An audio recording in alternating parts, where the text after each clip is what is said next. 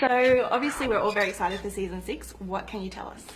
I mean, what do you want to know? Okay, so is Jon Snow alive? Jon Snow is alive, but he's like as a sort of he comes back as a mouse. A mouse. Yeah, Interesting. so it's like, I think they kind of want to bring like a more kind of Harry Potter sort of, what would they call it? It's like an amiguri or something. I can't remember, but yeah, they kind of wanted to cross paths with Harry Potter somewhere along the line. So they thought casting Kit Harington as a mouse would do wonders with the ratings. Of course. And how long does he stay a mouse for?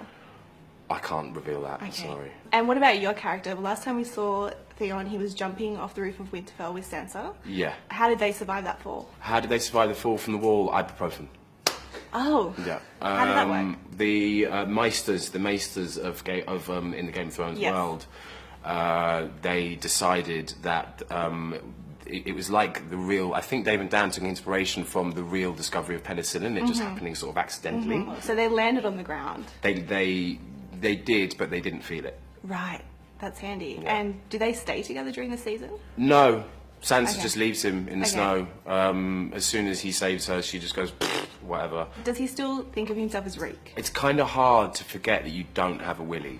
So I think every time he looks down and realises that there's nothing there, he's always going to be reminded slightly of those times that he was Reek. But there are more Greyjoys in this season. Can you tell us about that? There's some wonderful little Greyjoy called Chaffinch, a little Chaffinch Greyjoy. I think that's what actually happens in the 6th series is the emblem, the symbol of the Greyjoy family changes to a Chaffinch. And what about Ramsay Bolton? Will he suffer? I would hope so, yeah. I mean, if he were to die in one particular way, I would like that way to be blood loss. Will we see any dragons this season? You will. There's actually a very interesting storyline with me, and because, she keeps one of her dragons locked away in a dungeon in the darkness.